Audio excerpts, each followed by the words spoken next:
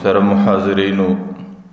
ستاسو په حضور کې ما د قران کریم د یو آیات تلاوت وکړ. قران کریم دا د الله تعالی کلام دی، دا د الله تعالی وینا ده، دا د الله تعالی پیغام دی. د ټول انسانیت د زندګۍ تیرولو یو نقشه ده، یو ضابطه ده، یو طریقه ده چې د انسانیت د کامیابی څومره صفات الله تعالی غ صفات ټول انسانیت د قران کریم کې ذکر کړی دي. د قران کریم دی آیات کې الله تعالی انسانانو ته د دوه خبرو تلقین کوي چې کوم انسانان په خپل ژوندۍ کې د دوه خبرو ته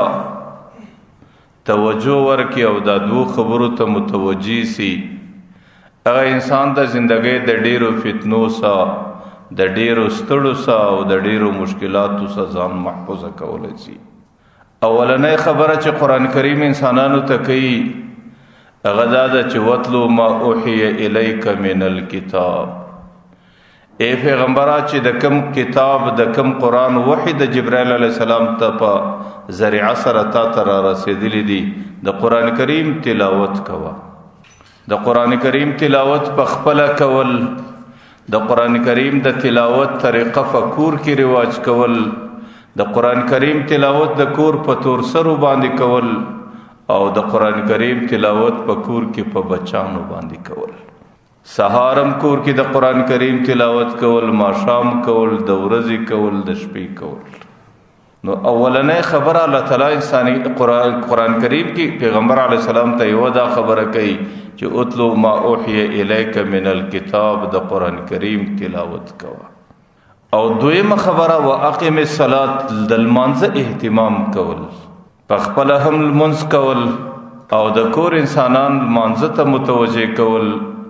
او د کور انسانان ته د لمانځه کولو ترغیب ورکول. ځکه لمانځه کې دا برکت ہے، ان الصلاة تنهى عن الفحشاء، چې کمی فتنې را روان دي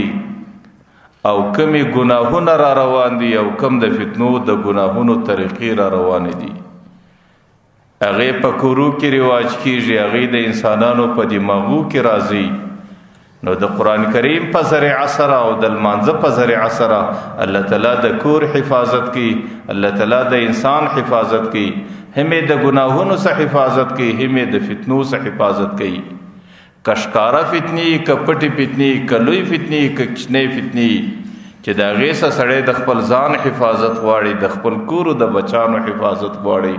نو هغه کور کې د ټولو سمخ کې د قران د تلاوت رواج جوړول او په دویمه طریقه په دویمه درجه کې دستی د قران کریم مسورستا هغه کور کې د لمانځه اهتمام کول، منځ په ښه طریقه سره ادا کول. چې په کم کور کې دغه دوه عمل جاری، هغه کې د قران کریم د تلاوت اهتمامي قران کریم تلاوت کیش، او په کم کور کې د قران کریم د تلاوت سره المنځ په پابندي او په اهتمام باندې کیش، نو بیا به د دې دوه په ذریعہ سره الله تعالی هغه کور د مشکلاتو څخه ساتي، بیا به هغه کور د فتنو څخه ساتي، بیا به هغه کور د پریشانیو څخه ساتي، بیا د مځکې پر مخ چې د گناهونو کم سیلابونه را روان دي هغه کور حفاظت به الله تعالی د هغه سیلابونو څخه کوي. ځکه قران کریم داسې کلام دی، د پیغمبر علیه الصلاۃ والسلام روایت ہے، القرآن احب الی الله من فی السماوات ومن فی الارض ومن فیهن. چې څومره مخلوقات الله تعالی د اسمانو کې چې څومره الله تعالی پیدا کړی دي، کاغی د لمر په شکل دی، کاغی د سپوږمۍ په شکل دی، کاغی د ستورو په شکل دی، کاغی د نورو په شکل دی، قران کریم د دې ټولو سره الله تعالی ته ډیر محبوب کلام دی. ومن فی الارض، چې مځکه کې الله څه پیدا کړی دي د دې ټولو سره قران کریم محبوب دی.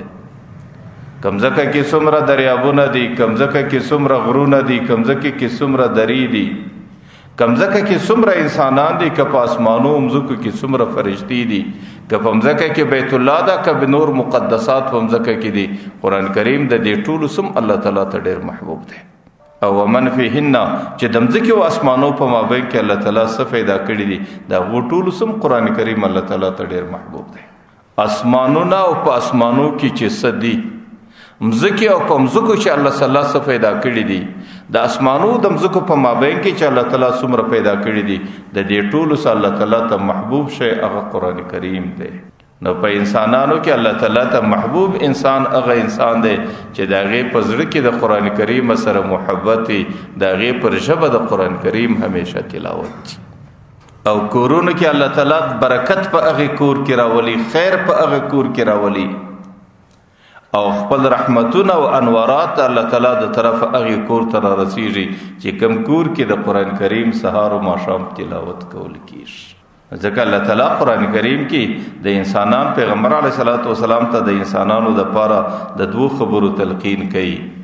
یو کور کې د قرآن کریم تلاوت کول، او دویم طرف ته کور کې د لمانځه اهتمام کول. دا دوه شی د فتنو په زمانه کې، فتنې څه کوي په هره زمانه کې، دا دوه د انسانانو دپاره د حفاظت بهترینه ذریعه ده.